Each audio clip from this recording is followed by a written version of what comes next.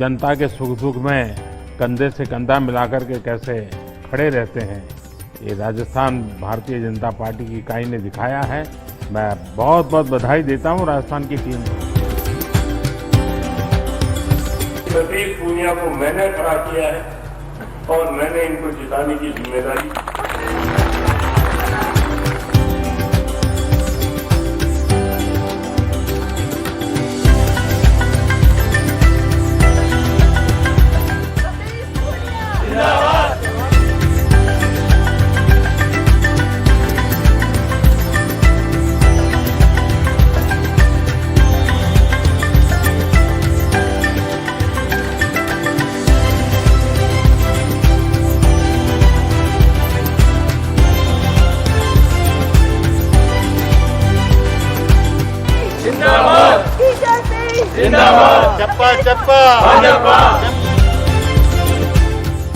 आप जब राजनीति में आए तो मतलब माताजी का आपके प्रति क्या रुझान था, मतलब उन्होंने कैसे इसको देखा आपके राजनीति के क्षेत्र को?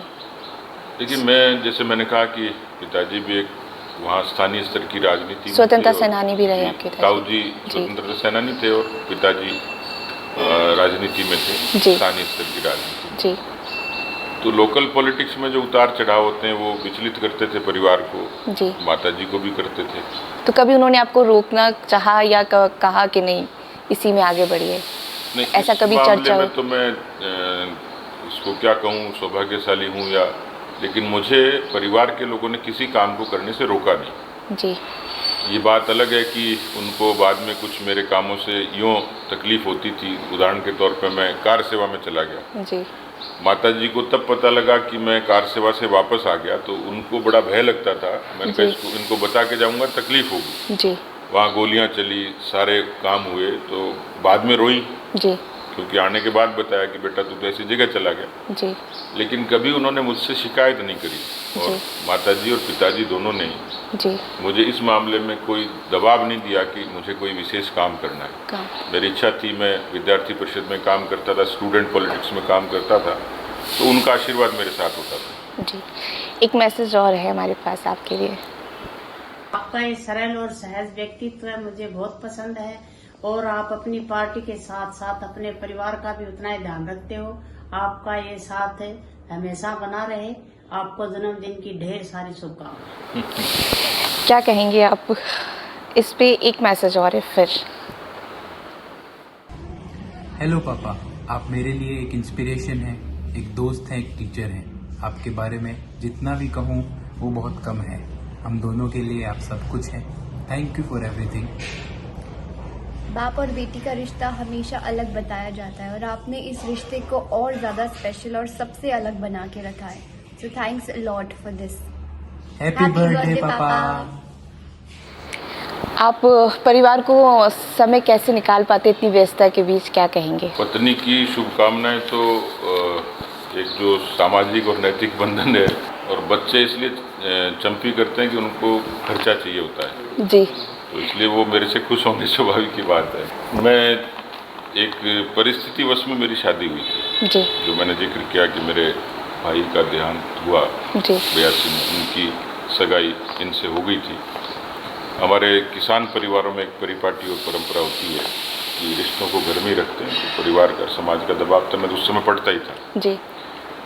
और वो मेरी उम्र और मेरी समझ भी नहीं थी और परिस्थिति नहीं थी कि मुझे लगता था मुझे पढ़ना चाहिए, कुछ आगे बढ़ना चाहिए। जी।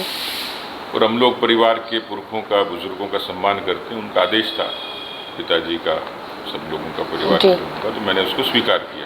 हालांकि मेरे लिए बहुत मुश्किल फैसला था। जी। किसी कॉलेज के स्टूडेंट को शादी के लिए आप कहो, लेकिन उस चीज़ को भी निभाते निभाते, और क्योंकि साधारण परिवारों की साधारण परिस्थितियां होती हैं, मैं तो यहाँ पढ़ता था, ये लोग वहाँ रहते थे। फिर इनकी नौकरी लग गई थी, बच्चों को वहीं गांव में परवरिश करती थी। मैं यहाँ पार्टी का काम करता था, पूरे प्रदेश में घूमता था। जी। तो मन में थोड़ी तकलीफ तो होती थी कि परिवार कहीं, मैं कहाँ घूम रहा हूँ। तो पीछे से परिवार को इन्होंने पूरा सपोर्ट किया, बच्चों को काबिल बनाया। एक समय जब बाद में आया तो जब मुझे लगा कि अब परिवार को शिफ्ट करना चाहिए, तो हम लोग बच्चों को मैं लेके आया। जी। पर मेरी दिनचर्या सुबह से लेकर रात तक लोगों के लिए, पार्टी के लिए थी।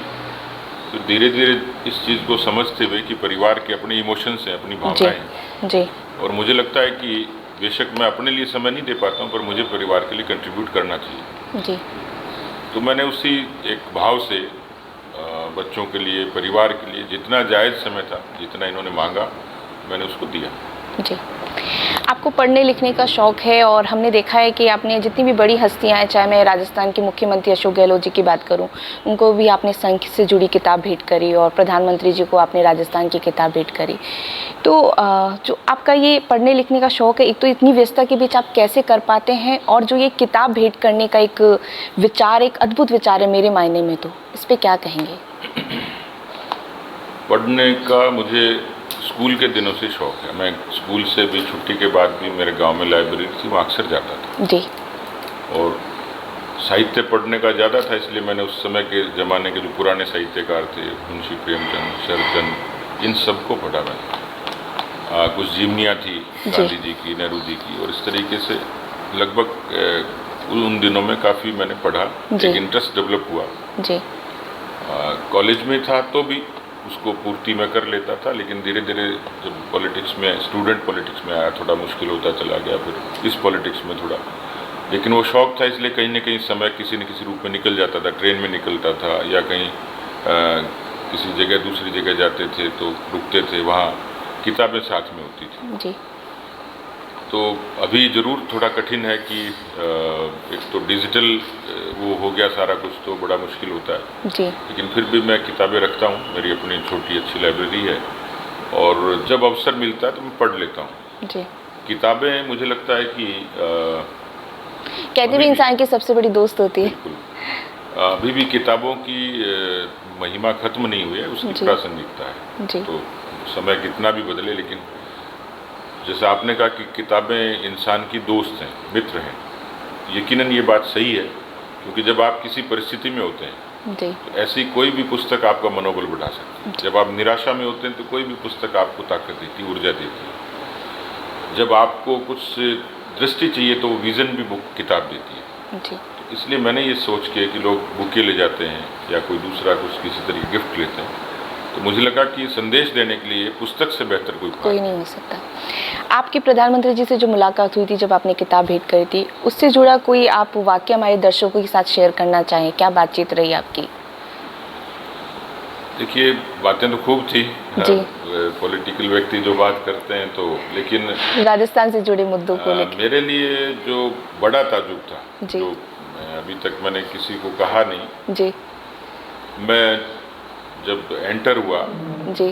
तो उनके पैर छूने के लिए झुका तो उन्होंने मुझे दोनों हाथों से पकड़ लिया। अच्छा। जी। और उनका जो कथन था जी। वो आज भी मेरी स्मृति में है, जी। गूंजता है, और हर किसी न किसी इवेंट पे याद आता है। जी। उन्होंने जो कहा मेरे लिए बड़ा एक रोमांच था। उन्होंने कहा कि हम ज़मीनी लोग हैं, जी। झुकने के लिए नहीं, हमें उठना है। जी। मेरे लिए ये शब्द बहुत मायने रखता है। जी। आप एबीवीपी से जुड़े रहे और आपका एक संघर्ष रहा और जो अब तक का सफ़र रहा, उस पर क्या कहेंगे आप? देखिए, मिला जुला था, जैसे मैंने बताया कि गांव से आया, विद्यार्थी परिषद से जुड़ा, लेकिन मैं आज भरोसे के साथ कह सकता हूं कि आज मैं जो कुछ भी हूं, तो जो कॉलेज के ज़माने में कॉलेज में सीखा, एबीवीपी के माध्यम से सीखा, विश्वविद्यालय में सीखा, जो संघर्ष, आंदोलन, रचना और कामों की विविधता, जी। उन सब ने, क्योंकि विद्यार्थी परिषद संघ के अनुषंगिक संगठन का साथ होने के साथ साथ दुनिया का सबसे बड़ा छात्र संगठन है। जी। पूरे देश में घूमने का मौका मिला, देश को जानने का मौका मिला, ऐसे सामान्य तौर पर नहीं मिलता। यानी कॉलेज के दिनों में हम आधे देश की कैपिटल्स को देख चुके थे, वहाँ की संस्कृति, रहन सहन और ये सब चीज़ें, पूरे प्रदेश को देख लिया। मैं लगभग 90 के दशक से पहले तक तो पूरे प्रदेश में रोडवेज की बसों से सफ़र कर चुका था विद्यार्थी परिषद के काम से। आज मैं भौगोलिक तौर से राजस्थान को जानता हूँ, सांस्कृतिक तौर पर जानता हूँ, तो उसमें विद्यार्थी परिषद का बड़ा योगदान है। फिर मुझे युवा मोर्चे में अवसर मिला, तो उस युवा राजनीति में उस ज़माने में स्ट्रगल था, संघर्ष था। कश्मीर का आंदोलन चलता था, राम जन्मभूमि का आंदोलन चलता था, विद्यार्थियों की बहुत सारी मांगों का आंदोलन चलता था। तो ये आंदोलन की समझ और संघर्ष की जो एक प्रेरणा थी वो युवा मोर्चे के दिनों में मिली। पार्टी में आया तो मैं अपेक्षाकृत उम्र और अनुभव के हिसाब से परिपक्व हो चुका था, तो बहुत बड़े लोगों के साथ काम करने का अवसर मिला। जितने पार्टी के सब प्रमुख लोग हैं, मुझे अटल बिहारी वाजपेयी जी के साथ 2 दिन रहने का अवसर मिला। हमारे लाल कृष्ण आडवाणी जी, मुरली मनोहर जोशी जी, उमा भारती जी, तमाम इस तरीके के बड़े लोग, स्वर्गीय भैरव सिंह शेखावत जी, तो जितने बड़े लोग हैं पार्टी में काम करते करते उनके साथ सीखने का बहुत अवसर मिला। और आज विद्यार्थी परिषद से पार्टी का ये सफ़र मेरे लिए एक इस तरीके का जीवंत सफ़र है जो मतलब कभी पुस्तक का भी आकार ले सकता है। आपने भैरव सिंह जी का जिक्र किया, बाबू साहब के नाम से जाना जाता है। उपचुनाव में आप जब प्रदेश अध्यक्ष बने तो वीडियो बड़ा चर्चा में रहा, लोगों ने उसको बहुत देखा। उपचुनाव का वक्त था और चुरू में जब सभा में वो उन्होंने आपकी सभा में उन्होंने संबोधित किया था, तो वो जो वाक्य था उन्होंने कहा था कि जो सतीश पूनिया का कोई साथ नहीं देगा वो पछताएगा। उससे जुड़ा वाक्य जो आप शेयर करना चाहें दर्शकों के साथ। देखिए, मैं संगठन का काम करता था जी। मैं उनके बहुत प्रशंसकों में भी, और या वो मुझ पर बहुत अनुराग करते होंगे ऐसा भी नहीं था, लेकिन उनकी एक खूबी थी जी। वो चुनाव के मसले में ये कहते थे कि टिकट तक तो कोई भी बात हो सकती है, विरोध हो सकता है, मतभेद हो सकता है, लेकिन टिकट के बाद वो पार्टी का उम्मीदवार है जी। और इसलिए सबको पार्टी के साथ काम करना चाहिए। तो मेरे उस उपचुनाव में वो आए थे, लोगों ने उनको रोकने की कोशिश की, उन्होंने कहा मैं जाऊंगा, और एक संगठन के निष्ठावान कार्यकर्ता के नाते मेरे से प्रेम भी करते थे, मुझे आशीर्वाद भी देते थे। और ये उस समय की परिस्थितियों के हिसाब से कहीं न कहीं सरस्वती विराजती होगी कि वो आज के कथन को मैं देखता हूँ, कई बार लोग सोशल मीडिया पे चलाते हैं जी। चुनाव का ही प्रसंग था और उन्होंने बहुत दृढ़ता से कहा, जो वहाँ की जनता ने और मुझे भी उस बात ने बहुत इंस्पायर किया जी। तो वो स्टेटमेंट बेशक पॉलिटिकल हो सकता है, लेकिन मेरे लिए उसके बहुत मायने हैं। जी, आपके लिए एक मैसेज और है। राजस्थान भारतीय जनता पार्टी के प्रदेश अध्यक्ष और राजस्थान के शेर, कदावर नेता, सरल सौम्य और बहुमुखी प्रतिभा के धनी ऐसे मेरे बड़े भाई साहब आदरणीय श्री सतीश जी पूनिया के जन्मदिन के शुभ अवसर पर ईश्वर से कामना करता हूं कि ईश्वर आपको शतायु बनाए और वो सारी सफलताएं दे जिससे राष्ट्र सेवा और राजस्थान के जनता का मसीहा बनने के लिए भविष्य में आप राज्य के प्रमुख के रूप में राज्य सिंहासन पे आरूढ़ हो। एक मैसेज और है। परम आदरणीय श्री सतीश जी पूनिया साहब और भारतीय जनता पार्टी के प्रदेश अध्यक्ष हमारे बड़े भाई सतीश जी पूनिया जी का आज जन्मदिन है। मैं इस मौके पर उनको बहुत बहुत बधाई देता हूं। राजेश जी से जैसे डॉक्टर हंसराज जी थे, तो एक दोस्त के रूप में मैं जानना चाहूँगी कि क्या रहेगा एक जब आप कुछ नहीं होते, आप आज एक प्रदेश के अंदर लोकप्रिय नेता के रूप में आपकी छवि और आप हैं, और जब आप लोकप्रिय नहीं थे तो एक जो दोस्ती का रिश्ता होता है वो क्या वैसा ही बना रहता है? देखिए, मेरे जीवन का जो एक सुखद अनुभव है और मैं नई पीढ़ी को भी मुझे लगता है कि ये बात समझनी चाहिए जी। जैसे अक्सर लोग, क्योंकि भौतिक युग है उसमें पूंजी की, पैसे का जिक्र करते हैं कि इतने पैसे कमा लिए। मुझे लगता है कि लोग कमाने चाहिए। जी बिल्कुल। और लोग कौन? मित्र आपके, जी, जो आपके सुख दुख में साथ होते हैं। जी। ईश्वर ने मुझे जो आशीर्वाद दिया उसमें अनेक आशीर्वाद में ये बड़ा आशीर्वाद था कि मुझे विद्यार्थी काल से आज तक की इस यात्रा में जी बहुत नायाब दोस्त मिले, मित्र मिले, साथी मिले, शुभचिंतक मिले, समर्थक मिले। जी।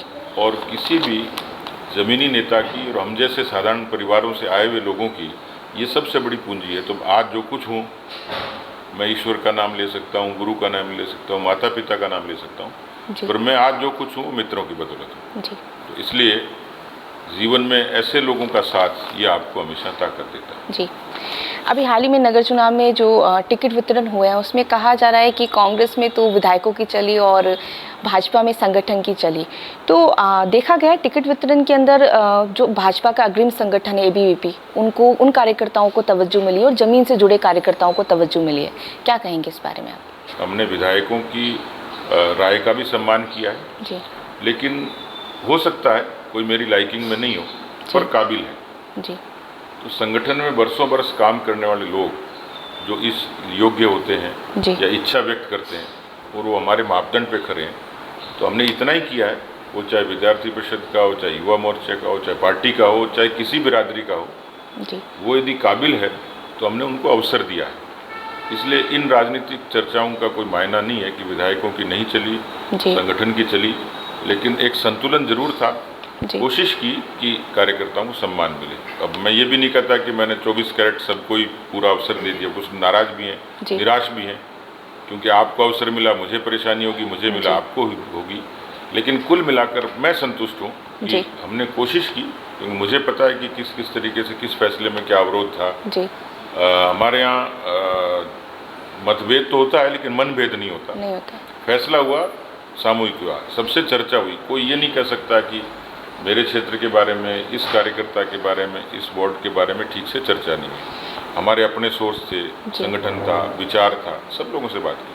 इस पे आप क्या कहना चाहेंगे? जो ये बात हो रही है कि टिकट तो स्वाभाविक है किसी एक को मिलना है, इतने सारे कार्यकर्ता होते हैं, तो ये जो बगावत करते हैं, धैर्य जो नहीं रहता, उस पर क्या कहना चाहेंगे? और खासकर आज की पीढ़ी में धैर्य की थोड़ी कमी देखने को मिलती है। बिल्कुल, मैं समझ सकता हूँ कि मैं आज जो कुछ भी हूँ, मैं यदि एक शब्द में कोई कहे तो धैर्य के कारण हूँ मैं। बाकी मेरी योग्यताएं एक अलग चीज़, क्योंकि मैं इतना लंबा काम किया तो ऐसा संभव ही नहीं है कि मुझे उन परिस्थितियों से गुजरना नहीं पड़ा हो। अपमान भी सहा, संघर्ष भी किया, तिरस्कार भी हुआ, उपेक्षा भी हुई, पर राजनीति का रास्ता तो इसी से निकलता है। नई पीढ़ी में उतावलापन है, वो अति महत्वाकांक्षी भी है, और ये ठीक है, राजनीति से जुड़ने का शौक है, जुड़ते हैं, लेकिन वो मन ही मन में कंडीशन पाल लेते हैं कि मैं इसलिए आया हूँ कि बीजेपी मुझे जगह मिलेगी।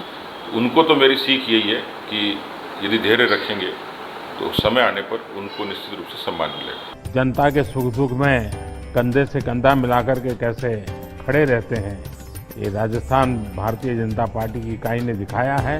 मैं बहुत बहुत बधाई देता हूँ राजस्थान की टीम को। प्रतीक पूनिया को मैंने खड़ा किया है और मैंने इनको जिताने की जिम्मेदारी।